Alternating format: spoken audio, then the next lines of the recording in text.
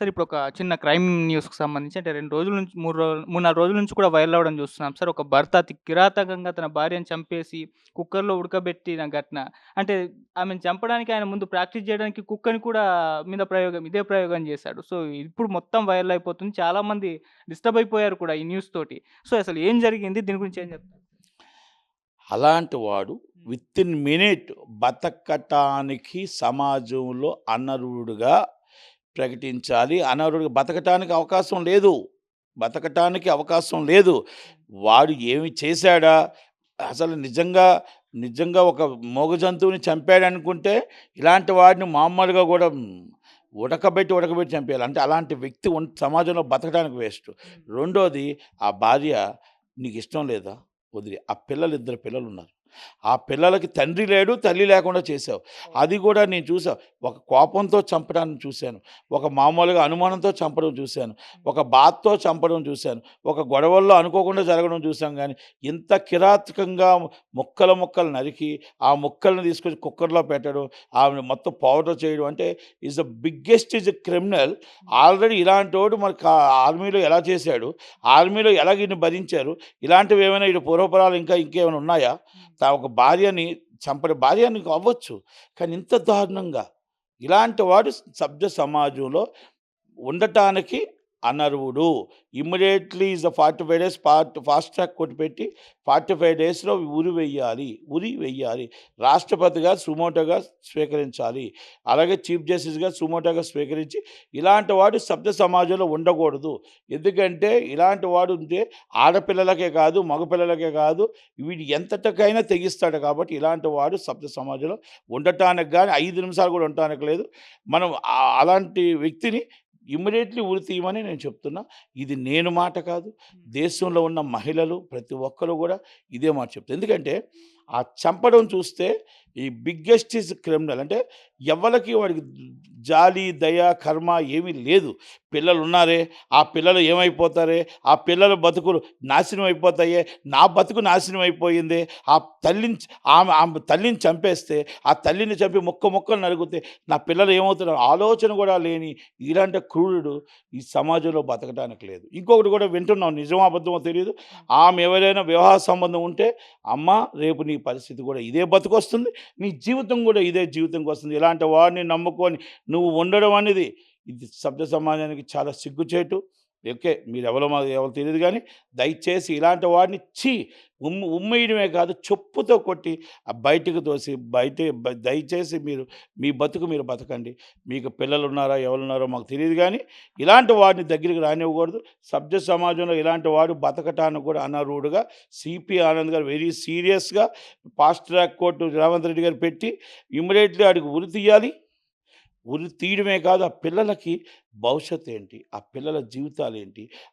పిల్లల పాపం ఆ తల్లి ఏమనుకుందో, ఆ తల్లి ఏ విధంగా ఆళ్ళని పెంచాలనుకుందో, ఏ విధంగా చేయాలనుకుందో, ఇలాంటి క్రూరుడి చేతిలో ఆమె పాపం ఇంత మర్డర్‌కి అవును. పాపం ఆ పిల్లలు అనాథలైపోయారు. ఆ పిల్లల్ని కాపాడవలసిన బాధ్యత గవర్నమెంట్ మీద ఉంది. కనుక ఏదో విధంగా చదువులా, లేపోతే ఇంకోటా ఆదుకోవడానికి దయచేసి పెద్ద మనసుతో ఆ పిల్లలిద్దరిని గవర్నమెంట్ ఆదుకొని, ఇలాంటి వారిని 45 రోజుల లోపల చార్జ్ షీట్ ఏసి ఇమ్మీడియేట్‌లీ మొత్తం టోటల్ ఇలాంటి వాడికి ఎవిడెన్స్ అవసరం లేదు. ఇలాంటి వాడు సమాజంలో ఉండటానికి అవసరం లేదు. ఎవిడెన్స్‌లు ఎందుకండి? పోలీసుకి ఎవిడెన్స్‌లని ఇంకోటని అవసరం లేదు. ఇమ్మీడియేట్‌లీ చేశాను అని ఒప్పుకున్నాడు. దాన్ని రాష్ట్రపతి గారు, చీఫ్ జస్టిస్ గారు సుమోటోగా తీసుకోవాలా. 45 డేస్‌లో ఫాస్ట్ ట్రాక్ కోర్ట్ సీఎం గారు పెట్టాలా. ఇమ్మీడియేట్‌లీ ఉరి తీసేయాల. హ్మ్. ఇలాంటి వాడు ఉండటానికి లేదు. గంట క్షణం గూడా బతకడానికి వీలు లేదు. కనుక ఇలాంటి క్రూరుడు, ఇలాంటి రోగ్ ఆ తల్లిని చంపడానికి అంత ఎలా చేయవచ్చిందో, ఎలా ముక్కలు చేసి అది ఇప్పుడు తలుచుకుంటుంటేనే హ్మ్. కళ్ళంట నీరొస్తుంది. ఆ పిల్లలకి ఆ తల్లిని చూసి ఎంత బాధపడ్డారో, ఎంత బాధపడుతున్నారో. ఇలాంటి తల్లి లేక తండ్రి లేని పిల్ల అనాథలయిపోయారు వాళ్ళు. అనాథలు చేశాడు. కనుక ఇలాంటి వాడిని మనం సభ్య సమాజంలో మనం సిగ్గుతో తలదించుకోవాలా. ఇలాంటి వాడు ఆర్మీలో ఉన్నాడంటే ఆర్మీ సిగ్గుతో తలదించుకోవాలా. ఎందుకంటే ఆర్మీలో ఇలాంటి వాడు ఉన్నాడా?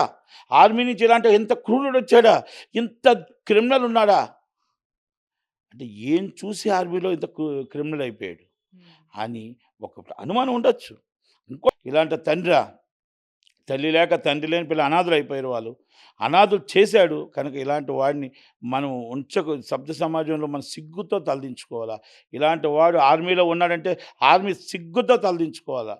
ఎందుకంటే ఆర్మీలో ఇలాంటి వాడు ఉన్నాడా? ఆర్మీ నుంచి ఇలాంటి ఇంత క్రూరుడొచ్చాడా? ఇంత క్రిమినల్ ఉన్నాడా? అంటే ఏం చూసి ఆర్మీలో ఇంత క్రిమినల్ అయిపోయాడు అని ఒక అనుమానం ఉండొచ్చు. ఇంకోటి ఉండొచ్చు, భార్యను కొట్టొచ్చు, అనుకోకుండా చనిపోవచ్చు, లేకపోతే అనుకోకుండా ఏదైనా కోపతాపాల్లో జరగవచ్చు. కానీ ఇది ప్లానింగ్ ప్రీ మర్డర్ మొత్తం టోటల్‌గా ఎవడూ చేయని అంటే ఏది ఆధారాలు దొరకకుండా చేద్దాం అనుకునే ఇలాంటి క్రూరుడిని సభ్య సమాజంలో బతకడం అనేది సిగ్గుచేటు. కనుక ఇమ్మీడియేట్‌లీ యాక్షన్ సిపిఐ అన్నదిగా తీసుకుంటారని అనుకుంటూ నేను కాదు మహిళా చైర్పర్సన్ గాని ప్రతి మహిళలు దీని మీద ఇమ్మీడియేట్‌లీ గళమెత్తాలి. సీరియస్‌గా యాక్షన్ తీసుకోవాలి. సార్ ఉమెన్స్ పైన క్రైమ్‌ని ఆపడానికి ఎన్నో చట్టాలున్నాయి సార్. అయినా కూడా ఇటువంటివి జరుగుతున్నాయి. అంటే ఈ చట్టాలు సరిపోవట్లేదా? కొత్త చట్టాలు రావాలా? మీ ఒపీనియన్ ఏంటి సార్ వీటిపైన? ఇంకా ఒకటేనండి. ఇప్పుడు ఆయన ముక్కలు చేసి, పౌడర్ చేసి, మొత్తం టోటల్‌గా ఎంత చేసి, అక్కడ ఏది దొరకకుండా తప్పించుకుందాము అని అనుకున్నాడు. అనుకోకుండా పైన దేవుడు ఉంటాడు కదా! ఆ దేవుడు ఎక్కడో కాడ ఏదో రూపంలో దొరికిపోయాడు. అంటే ఒక్కటి మాత్రం గుర్తుపెట్టుకోవాలా. ఈరోజు మేము చంపేస్తే, ఈరోజు మేము కొట్టేస్తే, ఈరోజు మేము దొంగతనం చేసేస్తే, ఈరోజు మేము పారిపోతే గంట గడిచిపోతుంది అనుకోవడం తప్పు. మిమ్మల్ని పట్టించడానికి సీసీ కెమెరా అవ్వచ్చు, మిమ్మల్ని పట్టించడానికి దొంగ దొరకడానికి 5 నిమిషాలు అవ్వచ్చు.